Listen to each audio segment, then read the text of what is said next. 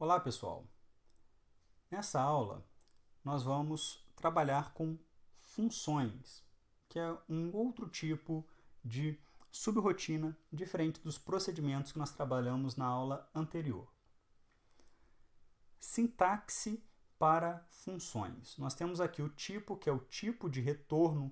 Ela pode retornar um inteiro, int, um char, um double, um string, tá? Qualquer um dos tipos, um bool, boolean, né?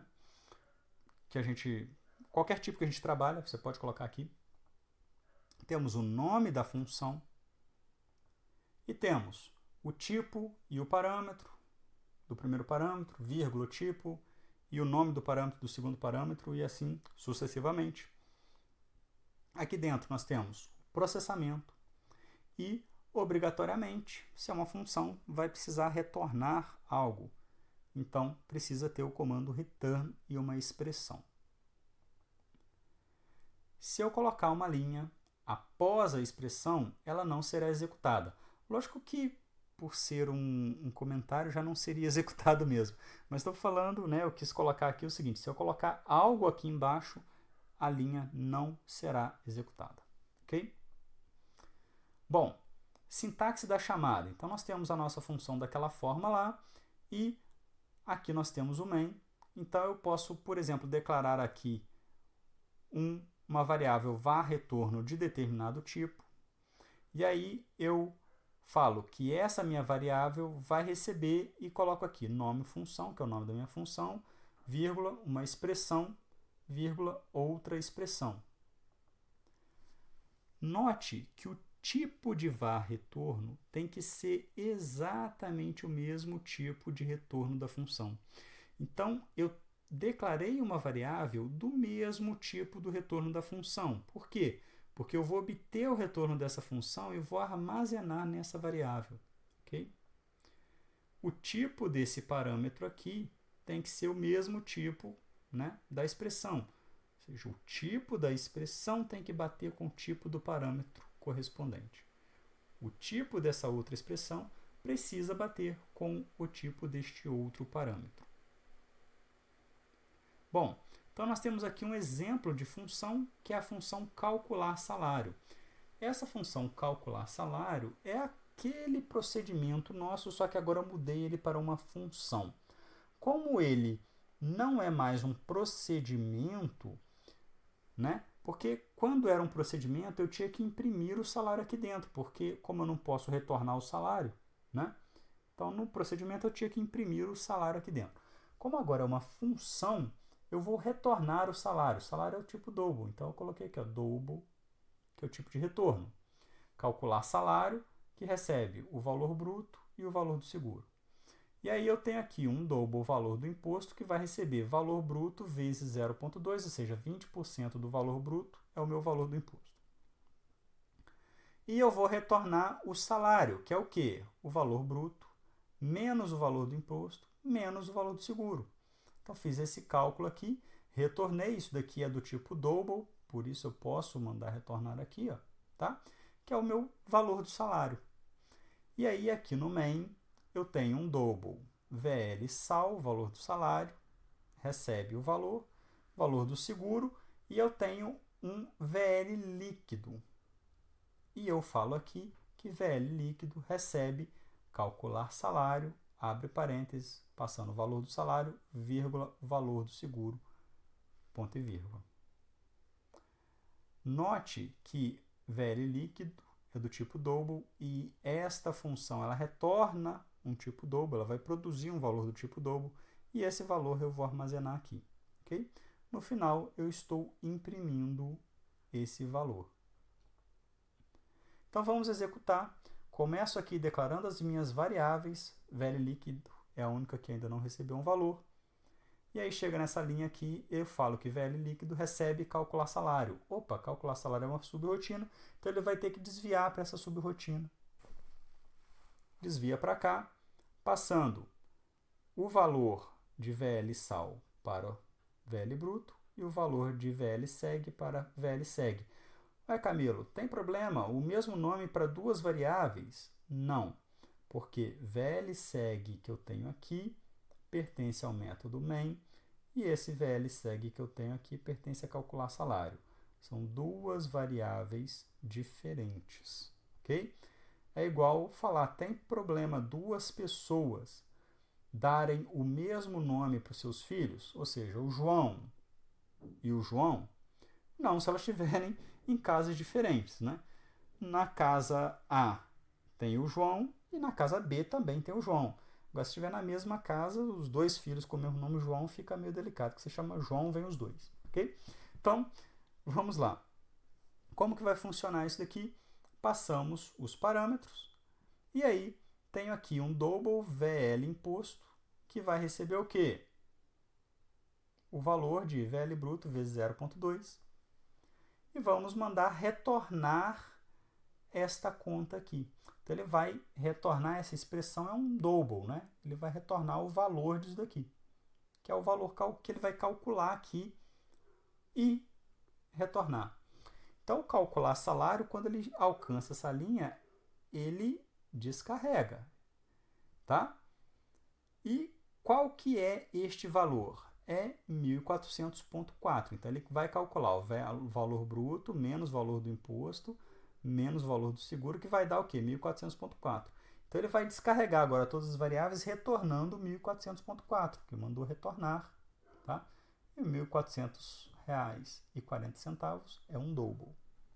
Então, ó, toda aquela expressão resultou em quê? 1.400,4 que vai ser retornado, ok? Então, foi retornado, vê que o calcular salário já foi descarregado, e aí você vai atribuir ali ao VL líquido esse valor retornado e vai imprimir. Então, 1.400,4 ó, passou a ser o valor de VL líquido, tá? Nessa linha aqui, ó, que ele retornou. Antes não tinha o valor, agora tem. E depois você manda imprimir o salário. No final, descarrega o main também. Então, esse é o exemplo de execução de uma função. Note que, por enquanto, todo procedimento nosso vai ter que imprimir dentro, porque ele não retorna um valor. A nossa função já tende a não ter que imprimir o valor resultante, não é? Não faz muito sentido você imprimir, geralmente você vai retornar o valor na função e quem chamou recebe esse valor e aí pode imprimir onde quiser, ok? Note que aqui eu imprimi o valor de VL líquido, tá vendo? Que recebe o quê? Calcular salário. Se eu quisesse, eu poderia simplesmente pegar esse calcular salário aqui, não declarar o VL líquido e colocar ele no lugar dessa variável. Também daria certo, ok? Temos aqui um exercício, só que para fazer esse exercício você precisa tirar um print aqui para se lembrar da sintaxe de uma função. Então, tira um print dessa tela e vamos fazer o exercício.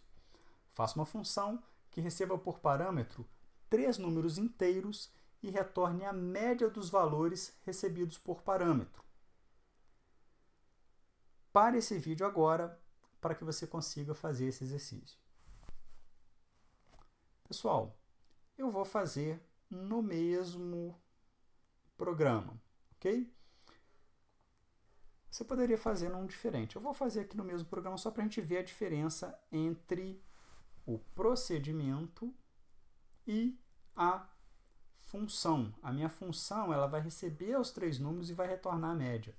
Então, se ela retorna a média, média é sempre double, né? E ela vai receber os números da mesma forma.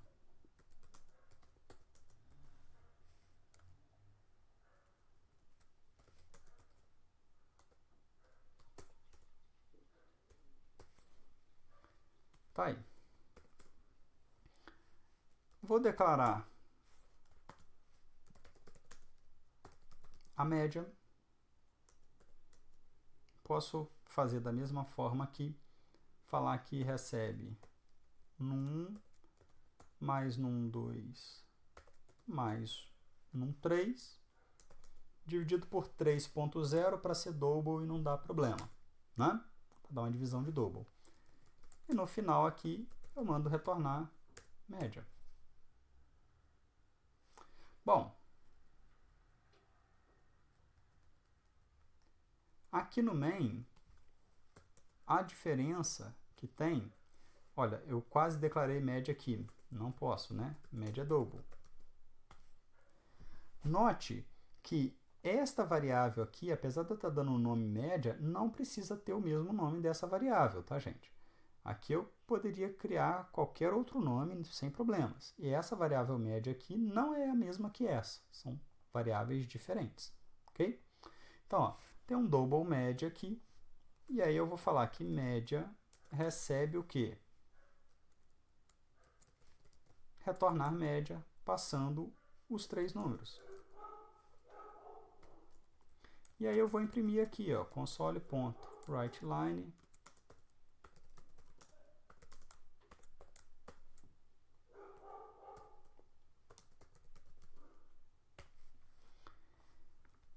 Vou comentar a chamada ao procedimento, que eu não quero que ele execute o procedimento agora. Eu quero só que ele retorne a média aqui e eu imprima aqui. Quero usar a função agora. Então, tá lá. Funcionou. Tem algumas coisas que você pode fazer, por exemplo, você declarou essa variável só para retornar. Se você quiser, você pode fazer isso aqui.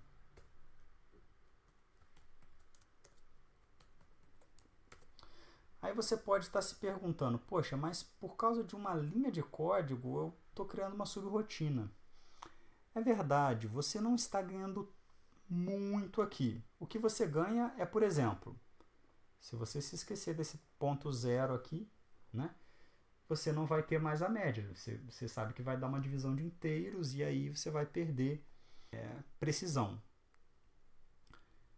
Essa seria a única vantagem nesse caso. Por quê? Porque eu fiz uma subrotina muito simples. Mas nem toda subrotina vai ser simples assim. Muitas vezes você vai ter subrotinas um pouco mais complexas, tá? O que não é uma boa prática é você ter uma subrotina aqui com muitas e muitas e muitas linhas, tá? Geralmente mais de 20 linhas é bom você quebrar em mais de uma subrotina, porque uma subrotina pode chamar a outra sem problemas. Por exemplo, se eu não quisesse declarar essa média, eu quero chamar o imprimir média, não vou. Vou chamar o procedimento imprimir média. Só que esse procedimento imprimir média, como que ele vai calcular a média? Ele vai calcular a média chamando o retornar média.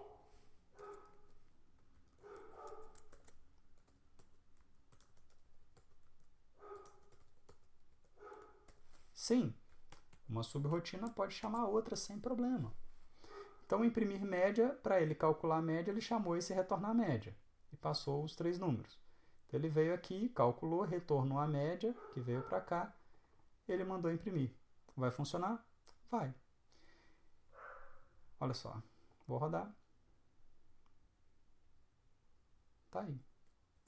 Vou executar esse programa agora linha a linha através do F11. Vou apertar F11. Ele vai executar uma linha por vez. Ó. A recebe 2, B recebe 3, C recebe 5.